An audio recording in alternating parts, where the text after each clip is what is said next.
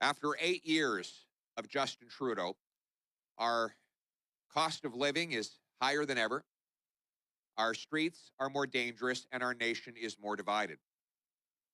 $500 billion of inflationary deficits have bid up the cost of the goods we buy and the interest we pay. Inflationary taxes, like the carbon tax, have made it even worse. Now, 9 in 10 young people who don't own a home believe they never will. Seniors live in the cold because they can't afford the carbon tax on their home heating bills. And Canadians struggle just to gas up their vehicles in order to get to work. These are all direct results of Trudeau's inflationary policies. The more he wastes, the more things cost. It's just inflation. Our streets are more dangerous as a tiny minority of prolific, repeat violent offenders commit one offense after another, only to be released by Trudeau's broken bail system and to commit new offenses without any time behind bars. Here in Calgary, we've seen a whole spate of violent crimes targeting innocent people that are the direct result of Trudeau's broken bail system and the ridiculous catch and release policies that he's implemented.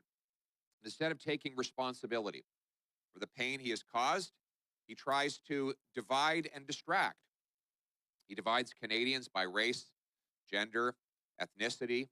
He attacks our law-abiding hunters and Indigenous people by trying to ban their hunting rifles in order to make Canadians afraid of hunters. He attacks Western Canada with a carbon tax and a so-called just transition. Well, we know what he means by just transition. He wants to shut down entire industries that are the backbone of this country. He's starting with oil and gas, but he'll also turn on other mining, forestry, and he's attacked our manufacturing sector. Justin Trudeau is attacking the working men and women of this country. And a Poilievre government will reverse course. I will replace the hurt Trudeau has caused with the hope that Canadians need. We'll cap government spending so that we can lower inflation, taxes, and deficits. We'll get rid of the regulatory red tape and gatekeepers to develop more of our resources and supply ourselves with our energy here in Canada. In other words, we will bring it home. We will bring home our jobs, our businesses, and our money. We will allow First Nations people the chance to take control of their money rather than sending it to Ottawa and having overbearing bureaucrats decide for them. Now, this week, I will be speaking to the National Council of Chiefs who are fighting to end poverty through resource development here in Canada. I want them to not only develop those resources and enjoy the economic benefits, but to bring home the direct revenues so that their local First Nations governments can decide how to spend their money rather than having faraway bureaucrats in Ottawa decide for them.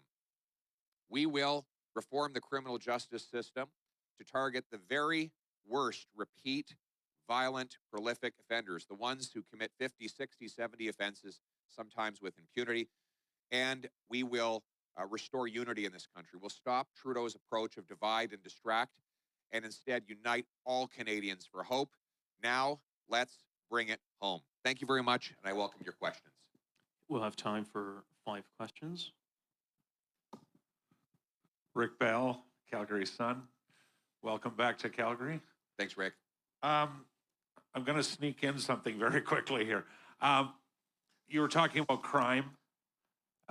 Yesterday, there was an announcement the provincial government is starting with 12 sheriffs, and there could very well be more brought in to patrol the streets along with city police because of the crime, the social disorder in the inner city and transit stations.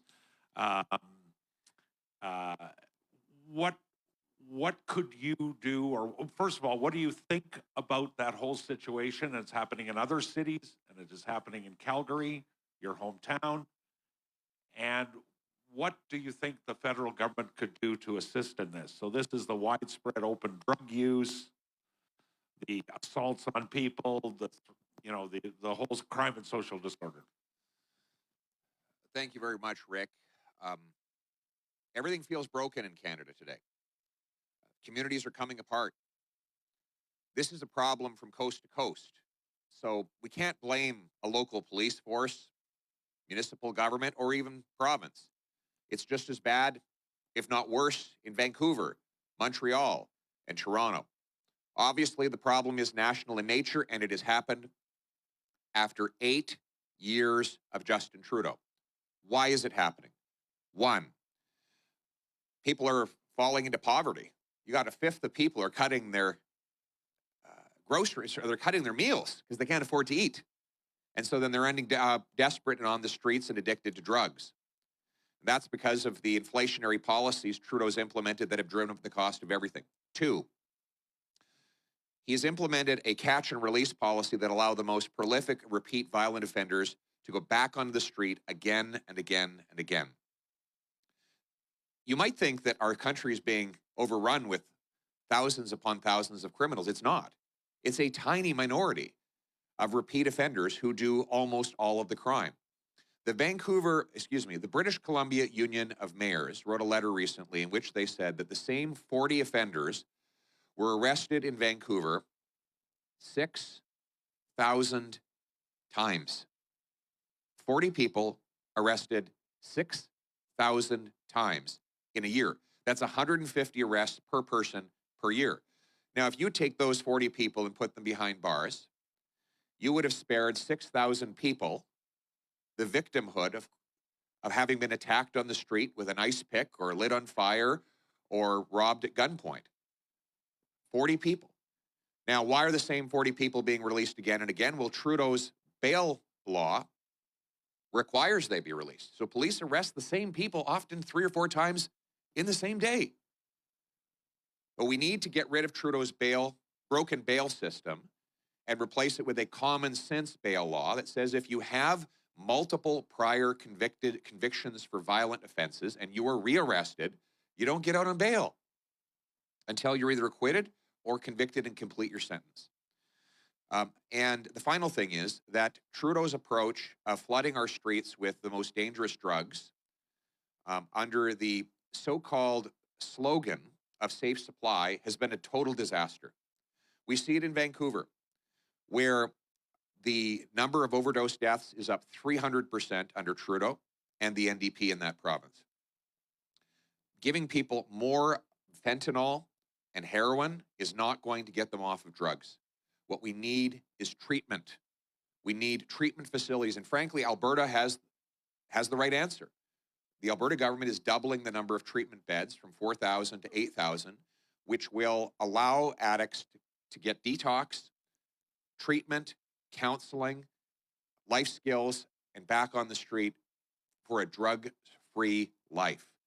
And that's what I'm going to do. A Poilievre government will bring in a massive and very successful drug treatment program to save the lives of our brothers, our sisters, our friends, and our neighbors. Thank you. Next question. Hi, Elise Fonchio with CBC. Thanks for taking our questions. You've called on the Prime Minister to defend Canada, especially in the wake of these balloons that we've seen shot down. What specifically do you want to see done? And for example, would you ask Canadian universities to cut all ties with China? Canadian universities should be banned from doing research projects in alliance with any foreign dictatorship, including the dictatorship in Beijing. It is appalling that Justin Trudeau has allowed federal tax dollars to fund research projects with the communist regime in Beijing that could be used by that country's military in acts that are against our national interest. Justin Trudeau has been asleep at the switch. He's been warned by CSIS for years about foreign interference and threats to our security, and he has done nothing other than appoint a committee to look into it. A Poilievre government would bring in an early warning system to protect our airspace. We would have bought the F-35s originally, something Trudeau canceled and therefore delayed, costing us billions of dollars and many years. We would increase our involvement in NORAD so that we have better capabilities to detect anything that enters into our airspace. We'll pass laws to protect against foreign interference in our political process. And Canada will, under my leadership, will stand in solid alliance with all of the democracies around the world that are combating dictatorships like the one in Russia and in Beijing. Thank you. Next question. Thank you.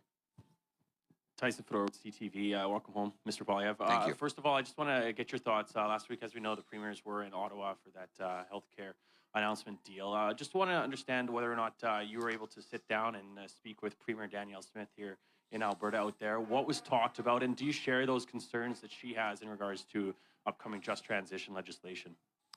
Thank you very much. I did have a chance to speak with Premier Smith. We talked about healthcare, public safety, and defending Canada's proud energy sector. I do share Alberta's concern. Just give that a second there. I do share Alberta's concern about Trudeau's anti-energy and anti-resource agenda. He has said that he wants to phase out our oil sands. He says that Southern Ontario should move away from manufacturing. He has attacked our mining sector. This is a deliberate, radical agenda by the costly coalition of the NDP and Justin Trudeau to shut down our resources and make us hopelessly dependent on foreign polluting dictatorships. Every time Justin Trudeau attacks our energy sector, a big smile appears on the face of Vladimir Putin, because it means him and other dictators like him will control more of the world's energy market, when in fact, we have the most ethical energy on planet Earth. When Trudeau took office, we had 15 proposed natural gas liquefaction and export terminals on his desk. 0 have been completed. What does that mean? It means that Asia burns more coal, pumping greenhouse gases into the atmosphere rather than using clean Canadian natural gas. It means that Putin dominates the European energy market and uses that dominance to raise funds to fund his war against Ukraine. We could be displacing those dictators, but yet when the Japanese Prime Minister and the German Chancellor come here asking for our natural gas, Trudeau says, no, go talk to Vladimir Putin. He'll give you all the gas you need. When I'm Prime Minister, I'll repeal C-69, the anti-energy law. I'll clear the way for our mines, our resources, and our natural gas export terminals.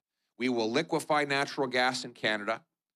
We will ship it to Asia to shut down dirty coal-fired plants and replace them with clean Canadian gas. And we will ship it to Europe to displace Vladimir Putin and turn dollars for dictators into paychecks for our people right here in this country. Let's bring it home. Thank you. Next question. Bonjour, Laurence Brisson du Peur, Radio-Canada. Merci. Donc, en fait, j'estime qu'il serait très important de connaître votre position sur les droits qui relient à la langue officielle et particulièrement au français. Donc, j'aimerais savoir pourquoi est-ce que les conservateurs ont rejeté un amendement au comité sur C13, donc la loi pour les langues officielles, hier soir, qui aurait fait en sorte que les PDG des sociétés de la couronne soient nécessairement bilingues. Merci beaucoup de votre question. Et c'est très à propos parce qu'ici, à Calgary, mon père était un professeur de français à une école primaire. J'ai pu assister, malheureusement, juste temporairement à une école d'immersion dans le sud de Calgary. Et je veux que cette opportunité soit disponible à tous les jeunes Canadiens à travers le pays. Je tiens à cœur la langue française et c'est un grand atout pour tout le monde à travers le pays de pouvoir apprendre la langue française. Par rapport aux sociétés d'État, c'était certainement un grand atout d'être bilingue et on va encourager ça. Et moi, je pense que tous les PDG de ces entreprises-là devraient essayer de communiquer dans les 2 langues officielles en même temps qu'on permette les Canadiens à travers le pays, même les gens qui n'ont pas eu l'occasion d'apprendre les 2 langues, d'avoir la possibilité d'appliquer pour une telle opportunité. Mais en même temps, on va continuer d'élargir les opportunités pour tous les Canadiens de devenir bilingues et de recevoir des services dans les 2 langues officielles à travers le pays. Merci beaucoup. Okay, this will be the last question. Hi, Mr. Poilievre. My question for you is, you've repeated your commitment from the Conservative leadership race to defund the CBC. Where do you stand on eliminating the media bailout? Well, I will be putting out an election platform where I will state clearly my stand on all media and communications policy. But let me just say that I believe in freedom of speech. I don't believe government should buy off the media or pay for favorable media coverage, as Justin Trudeau brags about doing. And I believe that media should win the support of viewers, readers, and listeners in order to pay their bills rather than by sucking up to politicians. So thank you very much.